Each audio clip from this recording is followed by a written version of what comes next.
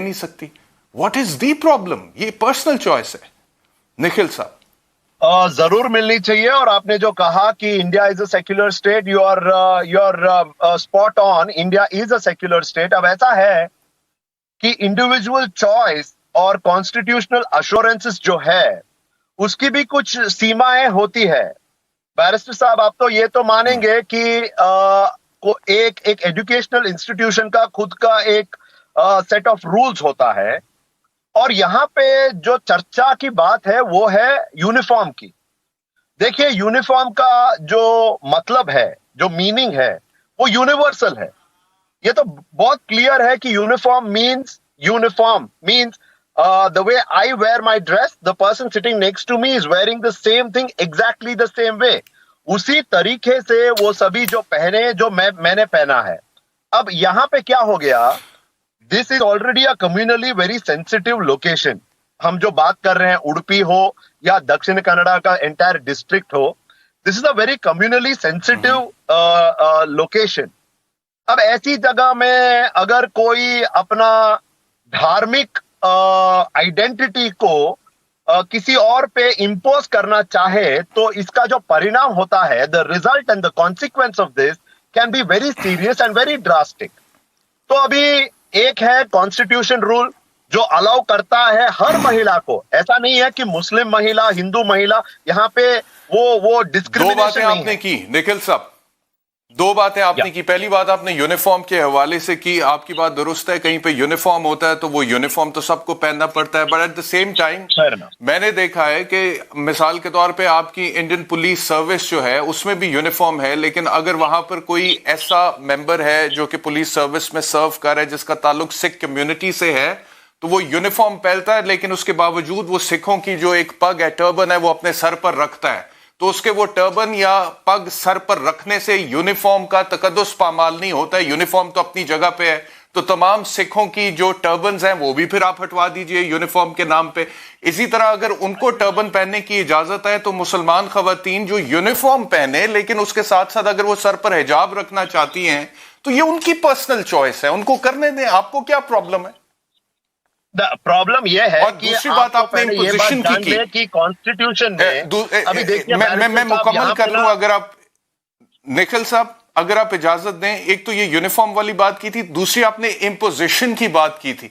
Imposition तो तब होगी ना जनाब कि अगर दूसरों को, हिंदू खवातीन को कहा जाए कि आप भी हिजाब पहने। तो ये तो नहीं कह रही मुसलमान कम्युनिटी आपके मुल्क में कि तमाम खवातीन चाहे उनका ताल्लुक हिंदू से है या क्रिश्चियन कम्युनिटी से है वो भी हिजाब पहने। वो तो सिर्फ खुद का चॉइस, खुद का राइट मांग रही हैं।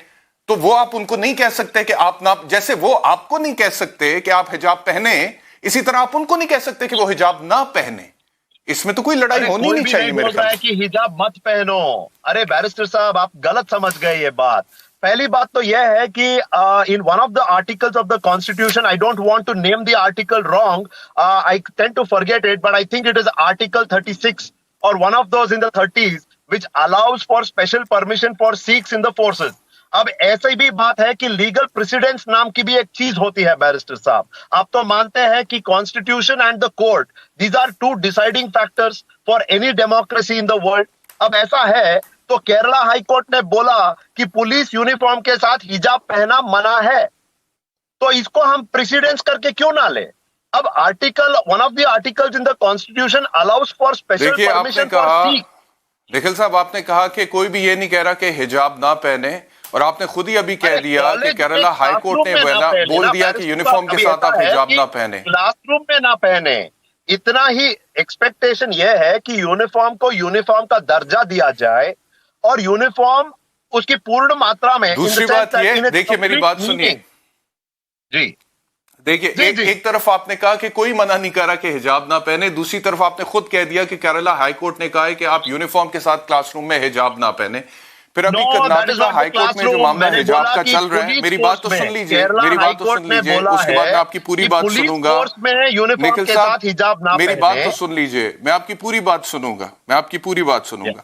अभी कर्नाटका हाई कोर्ट में जो ये मामला चला है, जो ये मुस्कान जहां से ताल्लुक रखती है और ये सारा मामला वहां पर हुआ, तो उन्होंने ये कहा कि जब तक अदालत हतमी फैसला यानी कि फाइनल डिसीजन नहीं दे देती है तब तक हिजाब और मजहबी लिबास पहनने से रोकती है। तमाम मुस्लिम खवातीन को, तो ये तो उन्होंने फाइनल रिलीफ, इंटरम रिलीफ के तौर पे दे दिया। ये तो वकील की हैसियत से मैं भी समझता हूं कि जो भी फाइनल रिलीफ होता है it is not given as an interim relief, यानी कि वो स्टेटस को मेंटेन करते टिल द टाइम उनके सामने सारे मामलात आते हैं कि जी कोई हिजाब पहन रहा है पहने, जब हम फाइनल फैसला देंगे तब हम देखेंगे।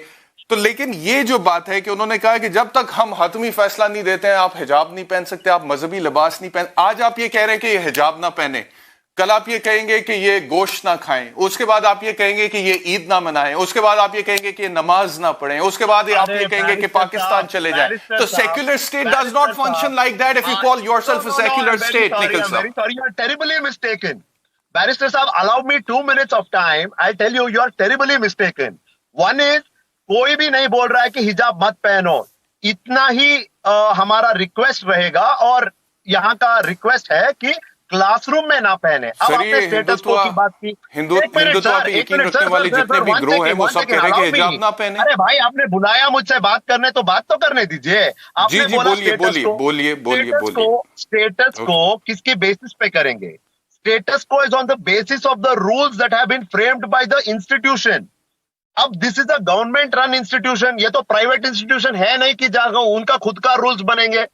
Article 28 given the right to a government run institution के वो लोगों से उनकी पर्सनल चॉइस छीन ले, उनके रिलीजन के हवाले से उनको इंस्ट्रक्शंस दे कि आप हिजाब पहन सकते हैं, हिजाब नहीं पहन सकते, आप टोपी पहन सकते हैं, आप टोपी नहीं पहन सकते, आप सिख हैं तो आप टर्बन रख सकते हैं, आप टर्बन नहीं रख सकते, पर्दा पहने, बुर्का ही पहने, वो तो आउटसाइड द क्लासरूम रहेगा।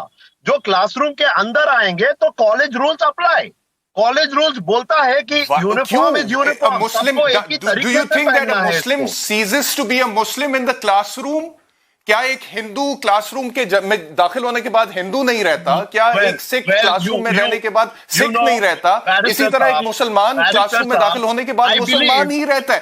एक तरफ तो आप खुद को सेक्युलर स्टेट कहते हैं, टॉलरेंस की बात करते हैं, दूसरी तरफ आप इतने घबराए हुए अपनी माइनॉरिटी से, निखिल साहब, कि आप कहते हैं कि क्लासरूम के अंदर अगर कोई मुसलमान खातून है तो वो हिजाब भी ना पहने। This is terrible. Actually, this is terrible. The identity of the student is only that of a student. चाहे वो मुसलमान हो या हिंदू हो या क्राइस्त हो, क्रिश्चियन हो या जो कोई भी हो, once that person enters the college, his identity or her identity is only that of a student. यहाँ पे मुसलमान विद्यार्थी को अलग से देखो, हिंदू विद्यार्थी को अलग से देखो, क्रिश्चियन विद्यार्थी को अलग से देखो। Being a student is just an identity that you're a part of an institution.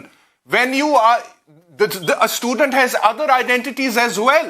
आप उससे वो आइडेंटिटीज कैसे छीन सकते हैं एक इंसान से? कोई भी इंसान हो, चाहे वो हिंदू है, मुसलमान है, वो क्रिश्चियन है, वो यहूदी है, वो इंडियन है, वो पाकिस्तानी है, वो पंजाबी है, वो महाराष्ट्र का है, वो किसी और स्टेट का है, वो एक खास लैंग्वेज बोलता है, वो खास कल्चर पे यकीन रखता है, वो अपनी कुछ ट्रेडिशंस को फॉलो करना चाहता है, ये उसका बुनियादी हक है। ये आइन में लिखा हुआ है, आपके आइन में लिखा हुआ है, fundamental rights, freedom of choice, freedom of association, freedom of religion. आप उसकी नफी कर रहे हैं। The argument that you giving in the courts, आपकी अदालतें भी जो फैसले सुना रही हैं, आप उसकी नफी कर रहे हैं। निखिल साहब, you need to make up your mind. Are you a secular state or you a dictatorial state? जो लोगों पे अपना फलसफा इम्पोज करना चाहती है। बुर्का पहने ना पहने, मुझे उससे कोई मतलब नहीं है। मुझे इससे मतलब है कि आपका पूरा मुल्क हिल गया इस बात पे। आप कहते हैं कि मुझे उससे कोई मतलब ही नहीं है। अदालत में केस चल रहा है, पढ़ाई लिखाई का जो हजारों लाखों की तादाद में हिंदू मर्द सड़कों पर आ गए एक मुस्लिम खातून के बुर्का पहनने से, और आप कहते हैं कि मुझे कोई फर्क नहीं पड़ता उससे। पूरे हिंदुस्तान में एक, पूरी दुनिया में एक बात हो रही है इस वाक़े के हवाले से। बुर्का पहने, पर्दा पहने, निकाब पहने या हिजाब पहने, वो उसकी मर्जी। To me, what matters is my Muslim sisters in India should be an educated individual first. उसके बाद जो कुछ भी चाहे वो हो जाए, वो निकाब पहने या हिजाब पहने, वो उनकी मर्जी। But this is